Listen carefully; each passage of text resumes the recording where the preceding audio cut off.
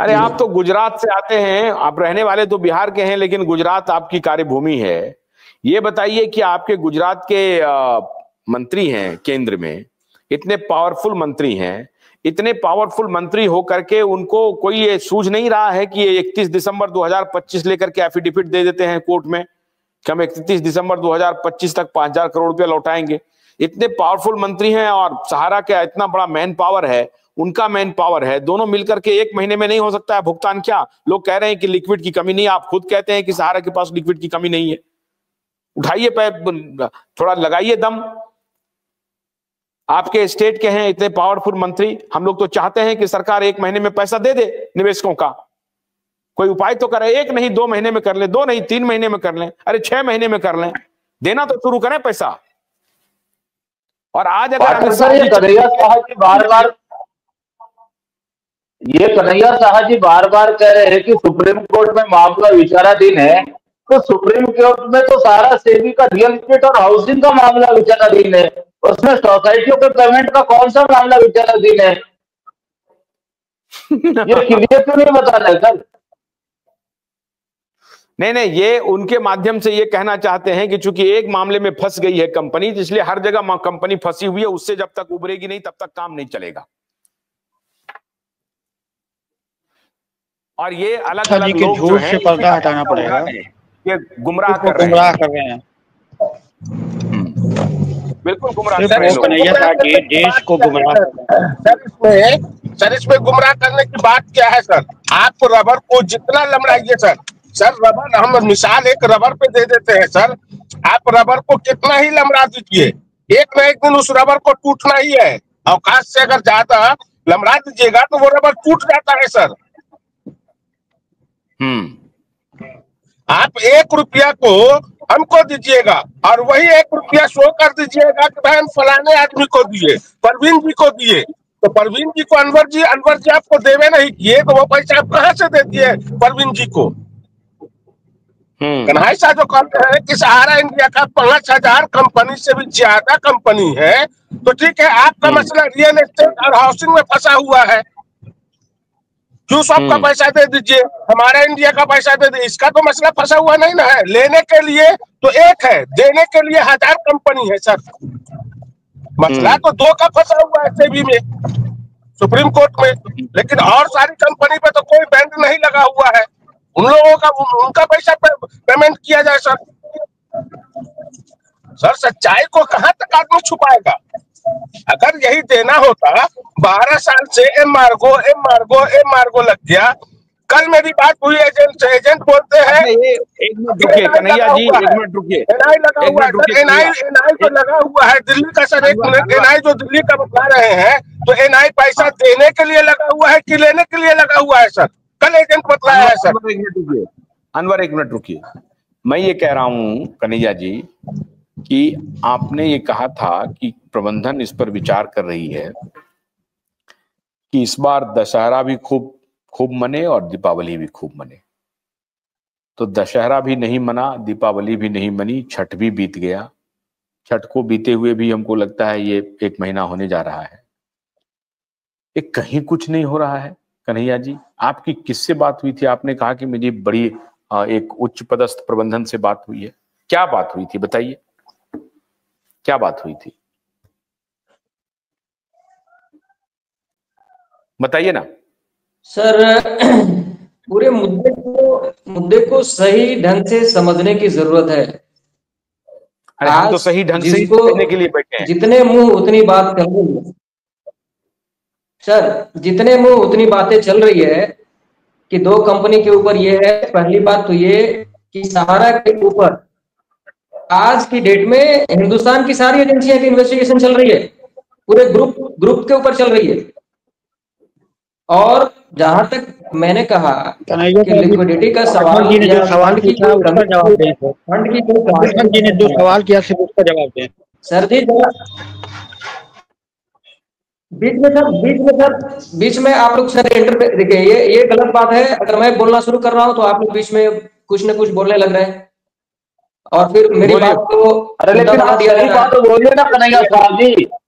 आप मंच के माध्यम से सही बात बताइए, हम लोग स्वीकार करेंगे उसको, लेकिन आप बात तो सही बताइए।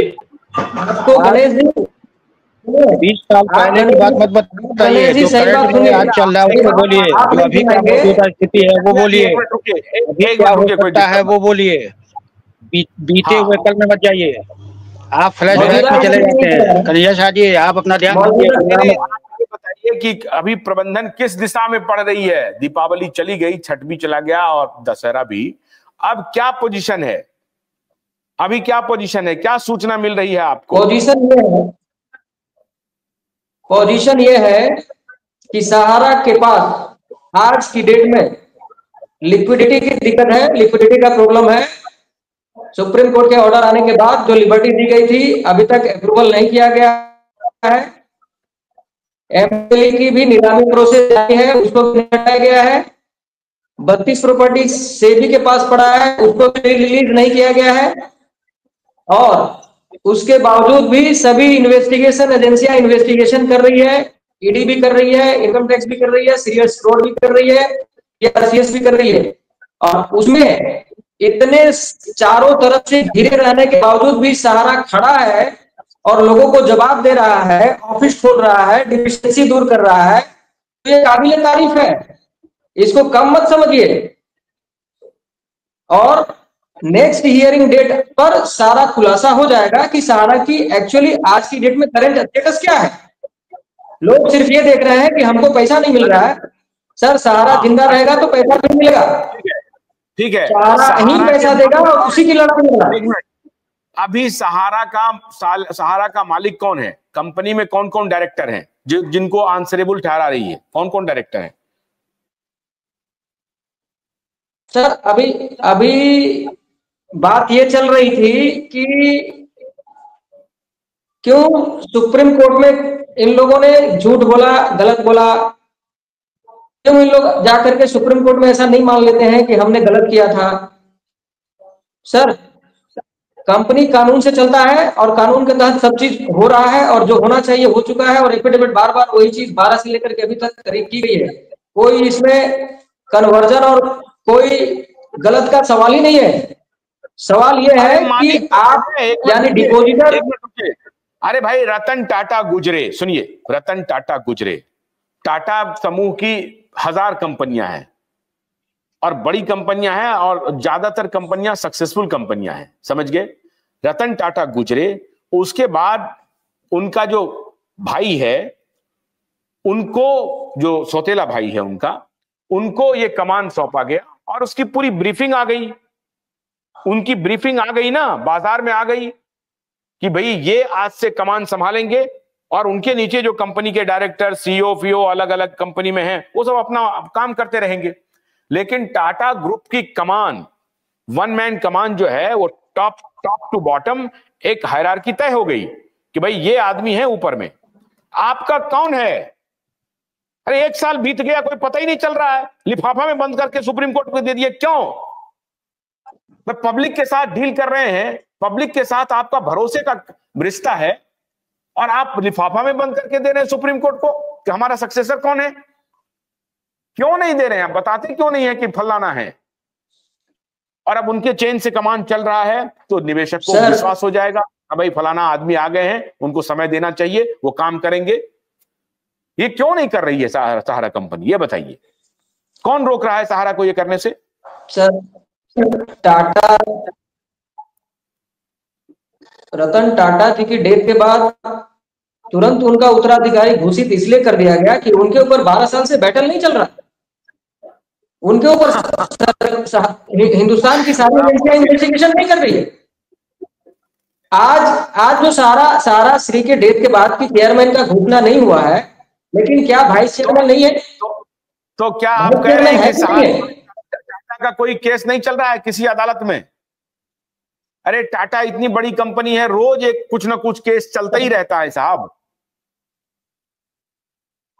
और बड़े बड़े मुकदमे हैं। टाटा के ऊपर कौन सा केस चला और रतन टाटा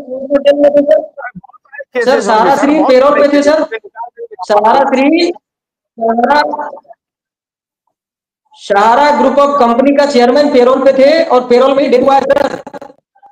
इन्वेस्टिगेशन चल रही है, ये इन्वेस्टिगेशन का मैटर है सर, सारा श्री पेरोल पे डेट किए हैं।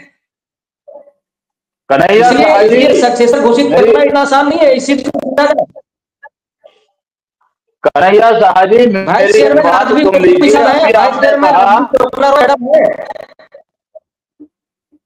कन्हैया शाह जी मेरी बात सुन लीजिए। अभी आपने कहा कि सहारा कानून के साथ चलती है, कानून का पालन करती है, तो इसी कानून ने 2012 में ये ऑर्डर किया था कि 25,000 करोड़ रुपए आपको भरने ही होंगे, और वो ही ऑर्डर 12 साल के बाद भी 2024 में लागू रहा, और आज अगले 9 महीने तक वो आगे चला गया कि अगले 9 महीने में आपको 10,000 करोड़ रुपए यानी 9,000 करोड़ रुपए भरने हैं।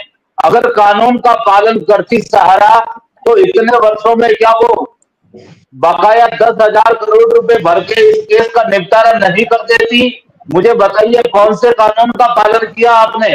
दूसरी बात, इसी ऑर्डर को यथावत रखते हुए 2024 में माननीय सर्वोच्च न्यायालय ने वापस यही ऑर्डर दिया कि आपको बकाया 10,000 करोड़ रुपए भरने हैं, और वो अगले 9 महीने के लिए आपको समय सीमा दिया।